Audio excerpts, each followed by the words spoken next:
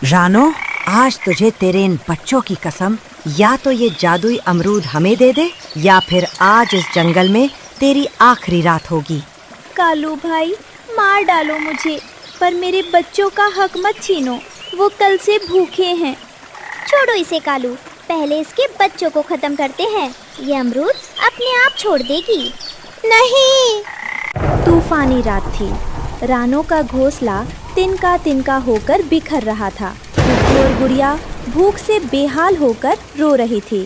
माँ, पेट में बहुत दर्द हो रहा है। क्या कल भी हमें सिर्फ सूखी घास खानी? तो ये रहे हमारी आज की वीडियो के प्यारे सब्सक्राइबर्स और फॉलोअर्स के नाम। अनुष्का, निशदेव, संगीता, विक्टोरिया, सोबिया इरम, शुमैला अहमद और जो नहीं चुने गए, चिंता मत करो, अगली बार तुम भी बन सकते हो जंगल के सुपरस्टार। दोस्तों, अगर आप भी चाहते हैं मैं आपका नाम अपनी कहानी में लूं, तो देर किस बात की, जल्दी से कमेंट करके अपना नाम हमें भेजें। नहीं पड़ेगी। माँ देखो, कालू चाचा के घर से कितनी अच्छी खुशबू आ रही है।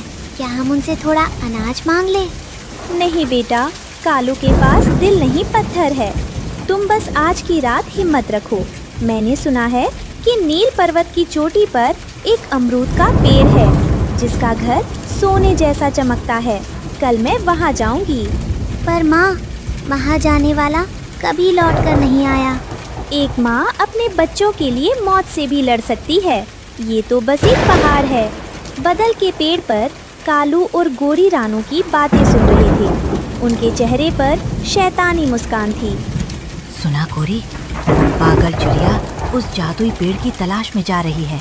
अगर उसने वो फल हासिल कर लिया तो वो अमीर हो जाएगी। हम उसे फल लाने देंगे और जैसे ही वो वापसी के रास्ते पर खूनी नाले के पास पहुंचेगी, हम उस पर हमला कर देंगे। फल भी हमारा और घर भी हमारा। और इस बार हम अकेले नहीं होंगे। मैंने उस भूखी बिल्ली छोटू को भी काम पर लगा दिया है। रानो अभी आधी दूर ही पहुंची थी कि अचानक तेज हवाएं चलने लगीं। कालू ने ऊपर से पत्थर गिराने शुरू कर दिए। ये पत्थर कहाँ से आ रहे हैं? कोई है क्या? वापस लौट जा रानो, ये रास्ता मौत का है। कालू भाई, तुम मेरे पीछे क्यों पड़े हो? मेरे बच्चों को जीने दो। तेरी मौत ही मेरा फायदा है। कालू रानो पर झपट्टा मारता है। रानो फुर्ती से एक कटीली झाड़ी में घुस जाती है। उसके पंखों में कांटे चुभ जाते हैं, लेकिन वो रुकती नहीं। रानो पर्वत की सबसे ऊंची चोटी पर पहुंचती है। चारों ओर ठंडी हवाएं चल रही हैं। अचानक कोहरा छटता है और एक विशाल सुनहरी रोशनी वाला अमरूद का पेड़ दिखाई देता है। रानो जैसे ही उसके पास पहुंचती है, पेड़ की टहनियाँ खुद ब खुद हिलने लगती हैं। ठहर जाओ नन्ही चिड़िया, इस पवित्र पर्वत पर आज तक कोई साधारण पक्षी नहीं पहुंच सका। तुम यहाँ तक कैसे आई? महाराज, मैं एक माँ हूँ। मेरे बच्चे भूख और ठंड से लड़ रहे हैं। मुझे सोना चांदी नहीं चाहिए, बस एक ऐसा जादुई घर चाहिए जहाँ मेरे बच्चों को कोई शिकारी और कोई तूफान छू ना सके। तुम्हारी हिम्मत काबिले तारीफ है रानो, पर इस जादुई अमरूद को हासिल करने के लिए तुम्हें अपनी किसी शक्ति का बलिदान नहीं देना होगा, बल्कि एक ममता का दीपक जलाना होगा। दीपक? पर महाराज, इस बर्फीली हवा में दीपक कैसे जलेगा? यही तुम्हारी परीक्षा है। तुम्हें इस फल को अपनी चोंच में दबाकर पूरे रास्ते अपने बच्चों तक ले जाना है। पर याद रहे, ये फल तभी तक चमकेगा और जादुई घर बनाएगा जब तक तुम्हारे मन में सच्चाई और ममता की लौ जलती रहेगी। अगर रास्ते में तुम्हारे मन में जरा भी लालच या डर आया तो ये फल पत्थर का बन जाएगा और इसका जादू खत्म हो जाएगा। क्या तुम ये जिम्मेदारी उठा पाओगी? महाराज, एक माँ के मन में अपने बच्चों के लिए कभी लालच नहीं आता। मुझे आपकी शर्त मंजूर है। मैं इस विश्वास के दिए को बुझने नहीं दूंगी। ले जाओ ये अमर अमरूद। ये न केवल तुम्हें घर देगा, बल्कि मुसीबत में तुम्हारी ढाल भी बनेगा। पर सावधान रहना, रास्ते में कई मायावी ताकतें तुम्हारा मन भटकाने की कोशिश करेंगी। रानो जादुई अमरूद लेकर लौट रही थी। तभी कालू, गोरी और नीचे जमीन पर काली बिल्ली उसे घेर लेते हैं। बस बहुत हुआ लुका छिपी का खेल रानो, वो अमरूद हमें दे दे, वरना आज तेरी चिता हम यही जलेगी। देख कालू, इसकी चोंच में दबा फल कितना चमक रहा है।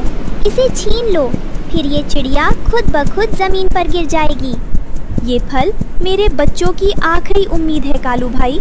इसे पाने के लिए मैंने अपनी जान की बाजी लगाई है।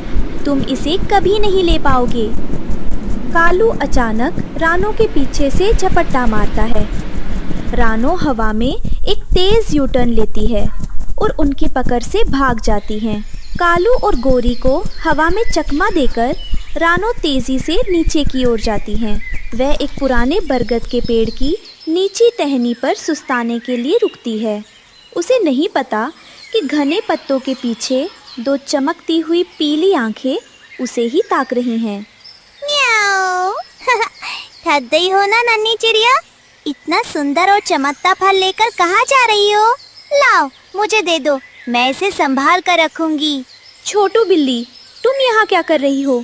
रास्ता छोड़ो मेरा, मुझे अपने बच्चों के पास जाना है। अरे डरो मत, कालू तो बहुत बुरा है, पर मैं तो तुम्हारी दोस्त हूँ।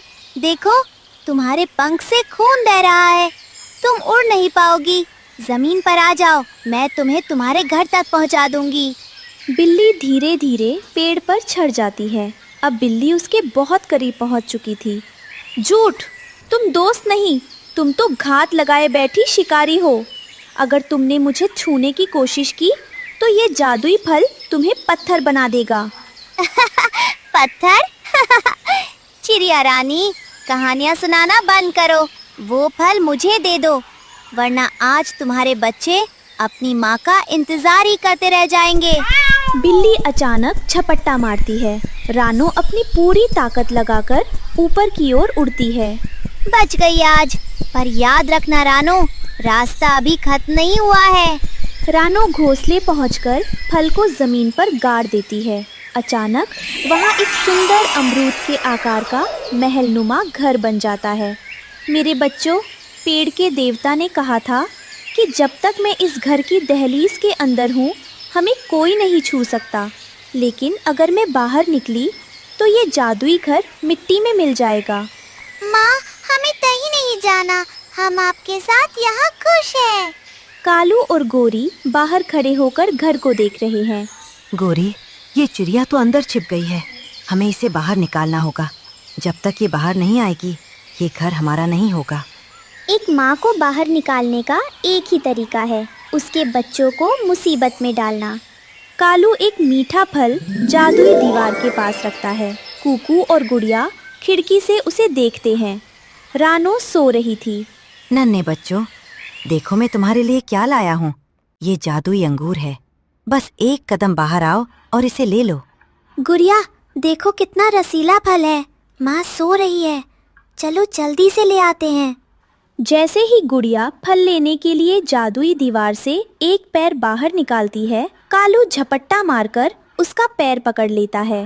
बचाओ माँ, बचाओ, कालू चाचा ने मुझे पकड़ लिया। अब देख रानो, या तो बाहर आ और अपनी बेटी को बचा, या फिर इस घर के अंदर बैठी रह। रानो की नींद खुलती है। वह देखती है कि उसकी बेटी मौत के मुंह में है। वह जानती है कि बाहर कदम रखते ही उसका सुंदर घर गायब हो जाएगा। नहीं, मेरी बच्ची को छोड़ दो। मुझे महल नहीं चाहिए, मुझे मेरी बेटी चाहिए। नहीं माँ, बाहर मत जाना, घर टूट जाएगा। बेटा, ईंट पत्थर का घर फिर बन सकता है, पर तुम दोनों नहीं। माँ आ रही है।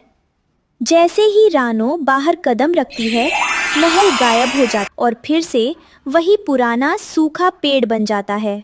कालू रानो पर हमला करने बढ़ता है, लेकिन रानो अब और भी शक्तिशाली हो गई है। कालू, तूने माँ के सब्र का इम्तिहान लिया है, अब माँ का क्रोध देख। रानो अपनी पूरी ताकत से कालू की आंखों पर वार करती है। तभी आसमान से राजा बाज और अपनी टोली के साथ आ जाते हैं। राजा बाज कालू और गोरी को अपने पंजों में जकड़ लेते हैं। बिल्ली छोटू यह देखकर पहले ही भाग खड़ी होती है। कालू, तुमने एक माँ के त्याग का अपमान किया है। रानू ने घर खो दिया पर अपनी ममता नहीं हारी। तुम दोनों को हमेशा के लिए इस जंगल से बेदखल किया जाता है। हमें माफ कर दे महाराज, हमें माफ कर दे। राजा चील के सैनिक कालू गोरी को पकड़कर ले जाते हैं। रानू अपने बच्चों को गले लगा लेती है। तभी जादुई पेड़ वहाँ प्रकट होता है। धन्य हो रानो, तुमने साबित कर दिया कि एक माँ के लिए घर से बढ़कर उसके बच्चे हैं। तुम्हारी इस परीक्षा से खुश होकर मैं तुम्हें ये घर हमेशा के लिए देता हूँ और अब कोई शर्त नहीं होगी। तुम आसमान में उड़ भी सकोगी और सुरक्षित भी रहोगी। सूखा पेड़ फिर से एक अमर और सुंदर घर में बदल जाता है। इस बार घर पहले से भी ज्यादा चमकदार है। सच्चा घर ईंटों से नहीं, प्यार और त्याग से बनता है। रानो, कुकू और गुड़िया खुशी खुशी रहने लगते हैं। जंगल में फिर से चहचहाहट लौट आती है। इस कहानी से हमें सीख मिलती है कि निस्वार्थ प्रेम और बलिदान से बड़ी कोई शक्ति नहीं है। जो दूसरों का बुरा सोचते हैं वे अंत में अपना सब कुछ खो देते हैं।